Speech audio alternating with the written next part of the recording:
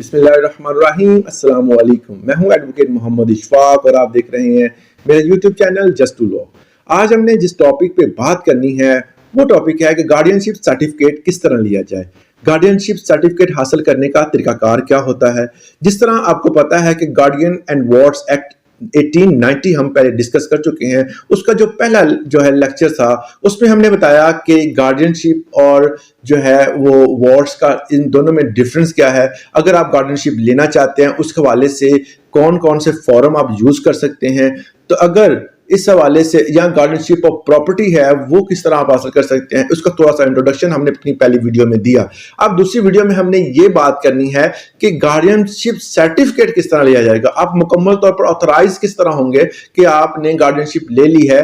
तो इस तरीके इस चीज को समझने के लिए आज हम डिस्कस करेंगे। तो सबसे पहले आपने जो है वो गार्डियनशिप अगर लेनी है तो उस हवाले से आप अपना रिलेशंस वाज़ा करेंगे कि आपका उस माइनर के साथ जो है वो कॉन्टेक्ट क्या है।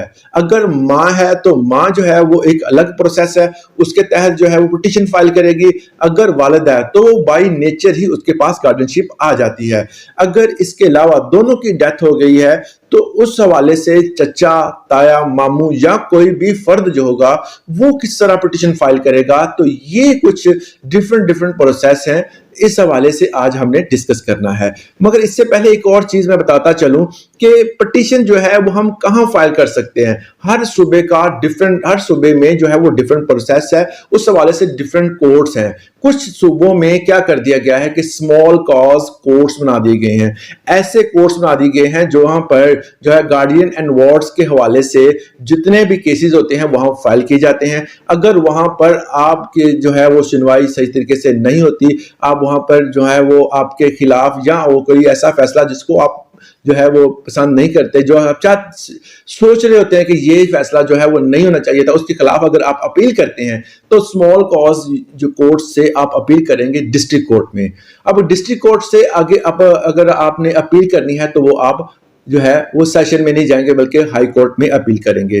तो ये था एक छोटा सा प्रोसेस और एक ऐसी मतलब आपसे जो यहां पर आप पिटीशन फाइल कर सकते हैं। अब यहां पर जब आप पिटीशन फाइल करेंगे तो कोर्ट क्या करेगा, उस पिटीशन को के समन भेजेगा दूसरी पार्टी को जिसके पास बच्चा होगा, वहां पर इसके समन भेजे जाएंगे। जब समन वहां पे भेजे जाते हैं तो वहां से रिप्लाई, रिटन जो है वो रिप्लाई आता है, जिसे स्टेटमेंट नहीं कहेंगे, वो रिप्लाई कहा जाएगा। तो वहां पर रिप्लाई हो जब वो दे देते हैं, मतलब उनको अपना जवाब जमा करवा देते हैं, तो उसके बाद फ्रेमिंग ऑफ इश्यू होता है। मतलब उस इश्यू को जो है मुकम्मल तौर पर फ्रेमिंग की जाती है। उसकी फ्रेमिंग ऑफ इश्यू के बाद जो है फाइनल डिसीजन लिया जाता है। जब जज साहब फाइनल डिसीजन लेते हैं तो उस डिसीजन के बाद जो फैसला करते हैं उसको हम जो है फैसले को गार्डियनशिप सर्टिफिकेट का नाम देते हैं। मतलब सबसे पहले पिटीशन फाइल करनी है, आप डिस्ट्रिक्ट कोर्ट में फाइल कर सकते हैं, सबसे पहला फॉर्म आपके पास मौजूद है। उसके बाद नंबर 2 पे जो है वो आपने क्या करना है कि उस कोर्ट क्या करेगा कि वो समन भेजेगा उस बंदे के पास जिसके पास वो माइनर मौजूद है।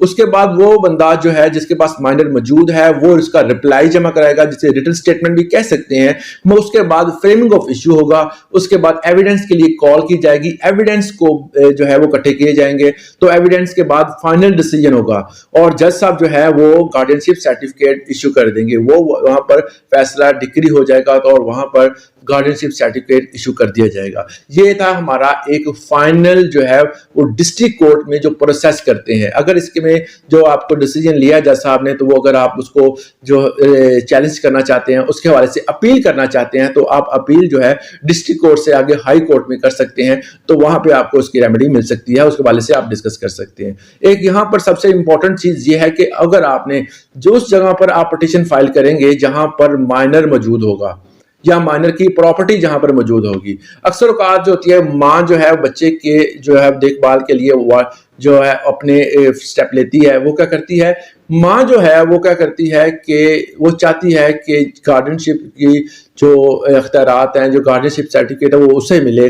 और वो जब गार्डियनशिप सर्टिफिकेट के लिए अप्लाई करती है, क्योंकि आपको पता है कि बच्चे की देखभाल करने के लिए मुख्तलिफ किस्म के इश्यूज होते हैं, उसके लिए पैसों की जरूरत होती है, तो माँ को सर्टिफिकेट लेना जरूरी होता है। माँ, बहन, भाई किसी को भी अगर वो सर्टिफिकेट लेता है तब उसको बैंक से जो है वो पैसे मिलेंगे, उसके जितनी भी जायदाद है उसमें से जो है है वो उस प्रॉपर्टी को यूज कर सकती है, इसके हवाले से भी गार्डियनशिप सर्टिफिकेट लेना जरूरी होता है। जब ये पिटीशन फाइल की जाती है तो इसमें जो है उस बंदे का डेथ सर्टिफिकेट, वालदा या वालद या दोनों का, या किसी या जो गार्डियन पहले था उसका डेथ सर्टिफिकेट, और उसके साथ उसके प्रॉपर्टी के हवाले से मुकम्मल डिटेल और बच्चे के बेफाम वगैरह वो साथ ही लगाना जरूरी होते हैं। तो ये तमाम चीजें जब आप लगाएंगे तो पिटीशन फाइल करेंगे, उसके बाद आपको गार्डियनशिप सर्टिफिकेट इशू कर दिया जाएगा। मगर यहाँ पर सबसे पहले एक जो चीज और जो इंपॉर्टेंट चीज है वो ये है कि जो माइनर की जो है वो चेक किया जाता है कि वो उसका झुकाव किस साइड पे है, वो क्या चाहता है। उसके बाद जो बंदा जो है वो गार्डियनशिप ले रहा है, क्या वो कोर्ट देखती है क्या वो उस बच्चे के लिए, उस माइनर के लिए जो है वो ज्यादा अहम है, वो उस बंदे को पास अगर जाएगा तो उसका फ्यूचर सिक्योर है कि नहीं है। इन चीजों को डिस्कस करने के बाद जो है वो जज साहब जो है वो गार्डियनशिप सर्टिफिकेट इशू कर देते हैं। तो ये था एक छोटा सा प्रोसेस जिसमें बताया गया कि गार्डियनशिप सर्टिफिकेट किस तरह हासिल किया जाता है। इस हवाले से अगर कोई क्वेश्चन हो तो आप मुझे कमेंट सेक्शन में पूछ सकते हैं। मेरे चैनल पे नए हैं तो मेरे चैनल को सब्सक्राइब जरूर कर लें ताकि आने वाली नई वीडियोस आपको मिलती रहें। आज के लिए इतना ही, इजाजत दें, अल्लाह हाफिज।